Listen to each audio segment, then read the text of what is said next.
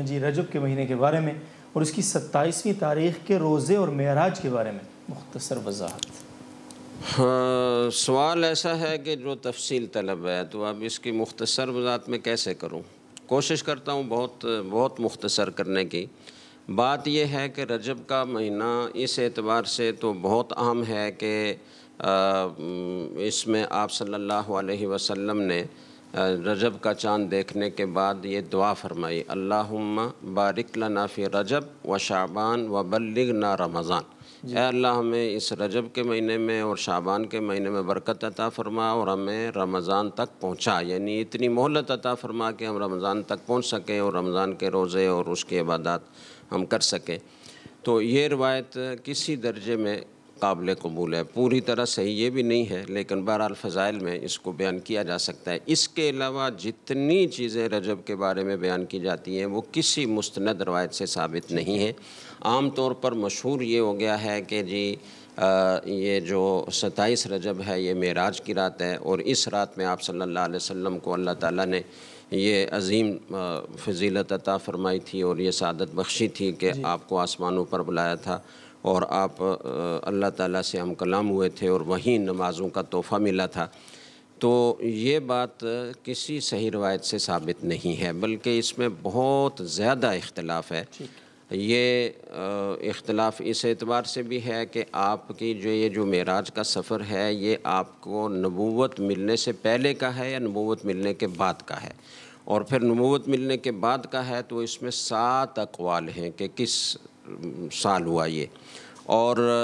پھر یہ کہ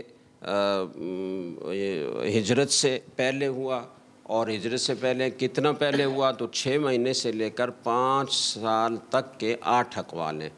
تو یہ بلکہ 9 اقوال ہیں، تو یہ کل 18 اقوال ہو گئے۔ پھر خود بعثت کے بارے میں یہ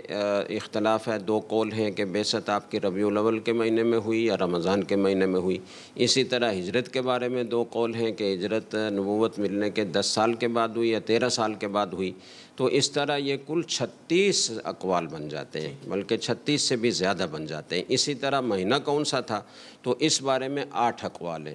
تاریخ کون سی تھی اس بارے میں 9 سے زیادہ اقوال ہیں، دن کون سا تھا اس بارے میں 3 قول ہیں، جمعہ، ہفتہ، پیر۔ تو کسی ایک قول کے لیے بھی کوئی ایک وجہ ترجیح ثابت نہیں ہے۔ ٹھیک ہے، اسی بنا پر حضرت علامہ ابن کثیر رحمہ اللہ تعالیٰ فرماتے ہیں کہ حافظ عبد الغنی مقدسی رحمہ اللہ تعالیٰ نے اپنی سیرت میں یہ فرمایا ہے کہ ان الاسراء کان لیلۃ 27 من رجب، کہ یہ جو شب معراج کا سفر تھا یہ 27ویں رجب کو تھا۔ وقد اورد حدیثا لا یصح سندہ، انہوں نے اس کے لیے حدیث ذکر کی ہے لیکن اس کی سند صحیح نہیں ہے۔ اسی طریقے سے علامہ قسطلانی، علامہ زرقانی رحمہ اللہ تعالی وہ یہ فرماتے ہیں وَأَمَّا لَيْلَةُ الْإِسْرَاءِ فَلَمْ يَأْتِ فِي أَرْجَحِيَّةِ الْعَمَلِ فِيهَا حَدِيثٌ صَحِيحٌ وَلَا ضَعِيفٌ، کہ اس رات میں کوئی خاص عمل اور عمل کی فضیلت، اس میں زیادہ اجر و ثواب، اس پر نہ کوئی صحیح حدیث ہے نہ کوئی ضعیف حدیث ہے۔ اور آگے فرمایا وَلِذَلِكَ لَمْ يُعَيِّنْهَا النَّبِيُّ صلی اللہ علیہ وسلم لِأَصْحَابِهِ وَلَا عَيَّنَهَا أَحَدٌ مِّنَ الصَّحَابَةِ، اسی بنا پر نبی کریم صلی اللہ علیہ وسلم نے اس کی کوئی تعیین نہیں فرمائی کہ فلاں رات کو مجھے معراج نصیب ہوئی تھی اور اس میں عبادت کرنا افضل ہے۔ اسی طرح صحابہ کرام آپ صلی اللہ علیہ وسلم کے وصال کے بعد تقریباً 100 سال تک زندہ رہے، ان میں سے کسی ایک صحابی نے بھی کسی صحیح سند کے ساتھ اس کی تعیین نہیں کی یہ کون سی رات تھی۔ اور آگے علامہ زرقانی رحمہ اللہ تعالیٰ بڑا چیلنج دیتے ہیں، وہ فرماتے ہیں وَلَا صَحَّ إِلَى الْآن وَلَا يَصِحُّ إِلَىٰ أَن تَقُومَ السَّاعَةُ فِيهَا شَيْءٌ، اب تک کوئی صحیح روایت ہمیں نہیں مل سکی، صدیاں گزر گئیں اور نہ آئندہ قیامت تک مل سکتی ہے، اس لیے کہ ملنا ہوتی تو شروع کے زمانے میں ملتی، جب شروع کے زمانے میں کوئی صحیح روایت نہیں ہے تو بعد میں کیسے کوئی صحیح روایت مل سکتی ہے۔ اس لیے وہ یہ فرماتے ہیں کہ وَلَوْ تَعَلَّقَ بِهَا نَفْعٌ لِلْأُمَّةِ وَلَوْ ذَرَّةً لَبَيَّنَهُمْ لَهُمْ نَبِيُّهُمْ صلی اللہ علیہ وسلم، اگر اس رات سے امت کا کوئی نفع متعلق ہوتا، کوئی خاص فضیلت کسی عبادت کی ثابت ہوتی تو ضرور نبی کریم صلی اللہ علیہ وسلم اس کو بیان فرماتے، لیکن آپ نے بیان نہیں فرمایا۔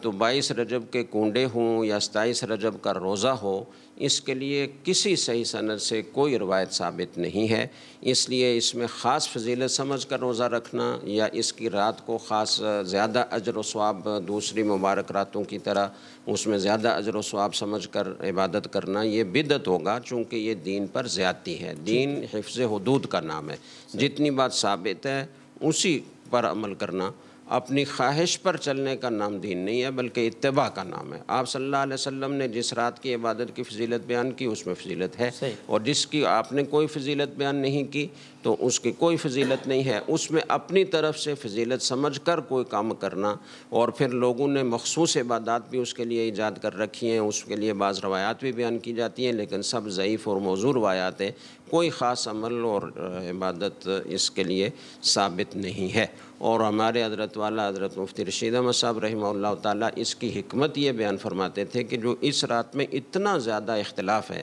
حالانکہ اتنی اہم رات ہے کہ آپ کو معراج کا سفر ہوا، اتنا بڑا معجزہ ظاہر ہوا کہ ایک ہی رات میں آپ بیت اللہ سے بیت المقدس گئے، پھر 7ویں آسمان پر گئے، عرش تک گئے، اور پھر واپس آپ صبح ہونے سے پہلے واپس پہنچ گئے، تو یہ کتنا بڑا معجزہ ہے اور اللہ تعالیٰ کی قدرت ہے۔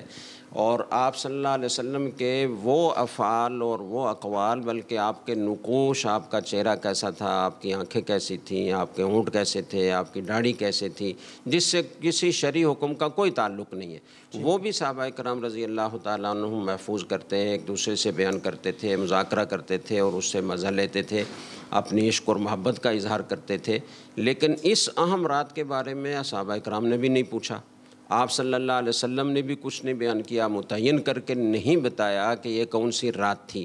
تو حضرت فرماتے ہیں کہ اس میں حکمت یہ ہے کہ اگر یہ رات متعین ہوتی تو خدشہ تھا کہ اس میں لوگ خرافات بدعات میں مبتلا ہوتے، تو آپ صلی اللہ علیہ وسلم کی اس عظیم الشان رات کو جس میں اللہ تعالیٰ نے آپ کو معراج نصیب فرمائی، اس کو خرافات اور بدعات سے محفوظ رکھنے کے لیے اللہ تعالیٰ نے ایک قدرتی انتظام کیا کہ صحابہ کرام کو بھی خیال نہیں آیا کہ اس کے بارے میں پوچھ لیں کہ آپ کس رات میں گئے تھے۔ تو یہ اس میں تھوڑی سی تفصیل ہے۔